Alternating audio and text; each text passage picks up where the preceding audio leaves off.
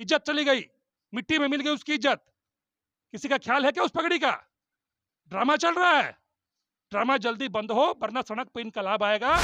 1 घंटे के अंदर सबका रिपोर्ट आना चाहिए। वहां 72 घंटों से ऊपर हो चुका है। अभी तक पीड़ित के परिजनों के हाथ भी खाली हैं और पुलिस के भी हाथ खाली हैं। ये दुर्भाग्य, आज सक्षम नहीं होगा पीड़ित परिजन परिवार तो न्याय मिलना मुश्किल नामुमकिन है। और नारा बनेगा बेटी बचाओ बेटी पढ़ाओ। एक और बेटियां जब बचती नहीं है, जब पढ़ने जाती हैं। अरे भ्रष्टाचारियों से, बलात्कारियों से, दुराचारियों के चेहरों से नकाब लपेटिए ना पहले, तब पगड़ी उतारिएगा। बिहार के काराकाट लोकसभा क्षेत्र में लगातार एक के बाद एक लड़कियों का शव बरामद हो रहा है और बलात्कार का भी मामला सामने आ रहा है। हम अभी डेहरी के मिठ्ठूपुर में मौजूद हैं और यहाँ पर नीतू का कुछ दिन पहले ही शव बरामद हुआ है, जिसके बाद लगातार परिजन इंसाफ की मांग कर रहे हैं। मैं आपको बता दूं कि मीडिया दर्शन की टीम लगातार इस खबर को प्रमुखता से दिखा रही है और अभी यहाँ पर डेहरी के युवा और चर्चित समाजसेवी समीर कुमार भी आए हुए हैं। हम इनसे बातचीत करेंगे। तरीके से एक के बाद एक लड़कियों का शव बरामद हो रहा है, बलात्कार का भी मामला सामने आ रहा है। परिजन इंसाफ के लिए कहां जाएं? देखिए, ये विषय केवल काराकाट लोकसभा का नहीं है, ये बिहार का विषय है। और बिहार के रोहतास जिले के अंतर्गत काराकाट को लोकसभा में डेहरी विधानसभा के अंतर्गत ये घटना है। पहली घटना जो मेरे संज्ञान में अभी आई हुई है। इसको केवल काराकाट लोकसभा इंडोर्स करके आप नहीं कर सकते। ये बिहार के लिए शर्म की बात है और इससे बिहार शर्मसार हो रहा है, बिहार के लोग शर्मसार हो रहे हैं और बिहार के परिजन न्याय की गुहार लगाने के लिए दर दर भटक रहे हैं। जहां एक और 1 घंटे के अंदर सबका रिपोर्ट आना चाहिए, वहां 72 घंटों से ऊपर हो चुका है। अभी तक पीड़ित के परिजनों के हाथ भी खाली हैं और पुलिस के भी हाथ खाली हैं। ये दुर्भाग्य का और चिंता का विषय है। इस पे सरकार को संज्ञान लेना चाहिए। सरकार अपनी सरकार बनाने में मस्त है, नेता नेतागिरी करने में मस्त है। जनता त्रस्त है, जिन्हें कोई सुनने और देखने और समझने वाला नहीं है। जब तक से घटना बड़े चैनलों पे, बड़े अखबारों में प्रदर्शित नहीं हो रही है, प्रकाशित नहीं हो रही है, उस पर किसी का ध्यान नहीं जा रहा है। अगर इस पीड़ित परिजनों के साथ यूट्यूबर साथी खड़े नहीं होते, अखबार ने संज्ञान नहीं लिया होता, तो ये ठंडे बस्ते में केस जा चुका होता और पीड़ित का परिवार संतुष्ट हो गया होता कि मेरी बेटी डूब के मरी है, किसी ने उसको मार डाला है। आज सक्षम नहीं होगा पीड़ित परिजन परिवार तो न्याय मिलना मुश्किल नामुमकिन है। तो मैं चाहता हूं आपके माध्यम से कि एटलीस्ट बिहार गवर्नमेंट, बिहार के माननीय मुख्यमंत्री जी इस पर संज्ञान लें, खुद को विजिट करने के लिए यहाँ पर आए। दिल्ली जाने का समय है, डेहरी आने का समय नहीं है। चुनाव में 20 साल डेहरी आइएगा, घर आने का समय नहीं पीड़ित परिजनों के साथ। क्या किसी बड़े अधिकारी ने बात की? क्या मुख्यमंत्री जी ने इनसे बात करने की कोशिश की? क्या बात नहीं हो सकती है? केवल नारा बनेगा बेटी बचाओ बेटी पढ़ाओ। एक और बेटियां जब बचती नहीं है, जब पढ़ने जाती हैं, तो सरकार को संज्ञान लेना होगा और गंभीरता से सोचना होगा, तभी जाके पीड़ित को न्याय मिल पाएगा। और केवल नीतू की बात नहीं है, ऐसी हजारों नीतू, आज हजारों श्रेया क्षेत्र में रोज पढ़ने लिखने जाती हैं, जिसको चिंता का विषय है। तो एक पे घटना फिर दूसरी घटना, आखिर कब तक ऐसा चलता रहेगा? लोग हाथ पर हाथ धर के बैठे रहते हैं। सरकार संज्ञान ले, गंभीरता से ले, अन्यथा सड़क पे इनकलाब शुरू करना अच्छा, पड़ेगा। श्रेया के बाद अब नीतू, तो बिहार की बेटियां अपने आप को सुरक्षित कैसे महसूस करें ऐसी घटनाओं के बाद? 100% सुरक्षित महसूस नहीं करेंगी। जहां सरकार प्रशासन पूरी तरह से फेल हो और पूरी जिम्मेवारी गांव के लोगों की हो, परिवार के लोगों की हो, फिर क्या मतलब बनता है एडमिनिस्ट्रेशन का?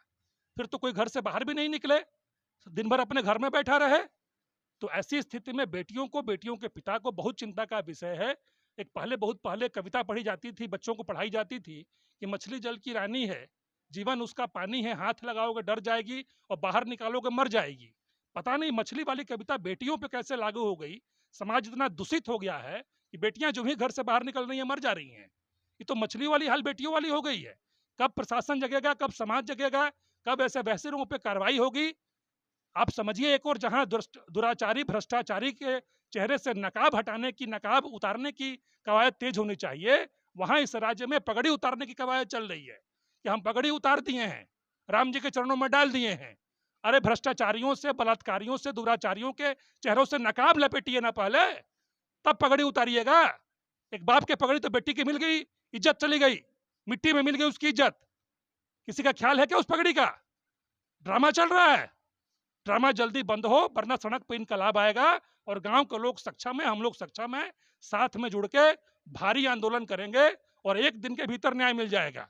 प्रशासन बताए कब तक न्याय करेगी। अब मैंने तुरंत बात किया प्रशासन से, उन्होंने मुझे आश्वासन दिया है, वादा किया है कि कल के कल इनको पोस्टमार्टम की रिपोर्ट सौंपेंगे, ताकि उसमें क्या लिखा हुआ है हम भी पढ़ पाए, यह भी पढ़ पाए और कोई बुद्धि भी पढ़ के उसको बता पाए। अच्छा समीर जी, नीतू के पिताजी हैं और ये परिजन हैं। मैं कैमरामैन से एक बार गुजारिश करूंगा कि तस्वीर को दिखाने का प्रयास करें किस तरीके से हम अभी नीतू के गांव पे मौजूद हैं और यहाँ पर लगातार ग्रामीण यहाँ पर आए हुए हैं और सभी परिजन आए हुए हैं। ये लोग काफी गरीब फैमिली से हैं और बिहार में अगर बात की जाए तो ऐसी गरीब फैमिली के बेटी के साथ ही ऐसी घटना क्यों होता है ज्यादातर? देखिए, उसके रीज़न बहुत सारे हैं। गरीब परिवार एक तो सक्षम नहीं होता अपने बच्चियों को वो उतनी सारी सुविधाएँ देने में, जिसके कारण बेटियां घर से बाहर निकल के पढ़ने जाती हैं, कुछ रोजगार का कार्य सीखने जाती हैं, ताकि वो स्वावलंबी और आत्मनिर्भर बन सकें। ऐसी स्थिति में जो दुराचारी किस्म के लोग हैं, जो वहसी किस्म, जो नरभक्षी किस्म के लोग हैं, वो ऐसी बच्चियों को टारगेट करते हैं। मैं गरीब परिवार और अमीर पर सबके पेरेंट्स से आग्रह करना चाहूंगा आपके माध्यम से कि अपने बच्चों के लिए सावधान रहें, सतर्क रहें। बच्चा थोड़ा कमे पढ़े, घरे पढ़े, जिस तरह का माहौल जिस तरह का बना हुआ है क्षेत्र में, ऐसी स्थिति में घर से बाहर बच्चों को भेजना, खासकर बच्चियों को भेजना, अगर जा भी रही हैं तो कोई पेरेंट्स उनके साथ जाए, कोई उनका भाई उनके साथ जाए।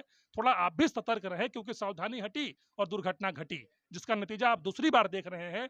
थोड़ा सा पेरेंट्स असावधान हुआ, दुर्घटना घटित हो गई। तो जब तक से पोस्टमार्टम की रिपोर्ट नहीं आती, प्रशासन का कोई मैसेज इस पे नहीं आता है, तब तक किसी पर आरोप प्रत्यारोप भी लगाया नहीं जा सकता। क्या बात हुई, क्या हुआ, नहीं हुआ, 2-3 बातें मेरे मन में चल रही हैं, लेकिन उस पे प्रश्न चिन्ह अभी लगाना ज़रूरी है।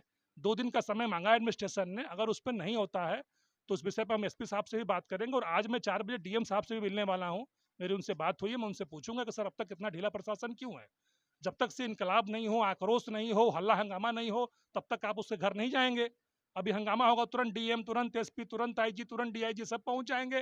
तो ऐसी स्थिति में पीड़ित परिजनों के साथ गाँव के लोग भी खड़े हैं, हम लोकल लोग भी खड़े हैं, जो समाज के साथ जुड़े हुए लोग हैं, जनता के मुद्दों पर लड़ाई लड़ते हैं। तो निश्चित तौर पे बच्ची को व परिवार को न्याय मिलेगा। परिवार को, गाँव के लोग को भी सोचना है कि किसी जाति के बेटी की मृत्यु और हत्या नहीं हुई है। एक बेटी की मृत्यु और हत्या हुई है और ये बेटी सबकी होती है, वो किसी जाति, किसी विशेष समुदाय की नहीं होती है। अच्छा एक बात बताइए, आप यहाँ पर आए हैं, नीतू के पिताजी हैं। अंतिम सवाल है, समीर कुमार नीतू के पिताजी को क्या आश्वासन दे रहे हैं? मैं आश्वासन और झूठे वादे नहीं करता, मैं इनको वचन दे के जा रहा हूँ कि आज 4 बजे मैं अभी तुरंत डीएम साहब से मिलूंगा। अभी इनके सामने मैंने इंद्रपुरी थाना क्षेत्र के थाना प्रभारी से बात की। उन्हें मुझे यह वादा किया कि मैं कल के कल पोस्टमार्टम की रिपोर्ट आपको बताता हूँ या इनको परिजन को बुला के सौंपता हूँ। और निश्चित तौर पे पोस्टमार्टम की रिपोर्ट के आधार पे बहुत सारी चीज़ें क्लियर हो जाती हैं। अगर नहीं होती हैं तो हम लोग पूरे परिवार के साथ आंदोलन करेंगे, सड़क जाम करेंगे, आत्मदाह करेंगे। अगर हमें न्याय नहीं मिलता है तो ऐसे जीवन जीने से कोई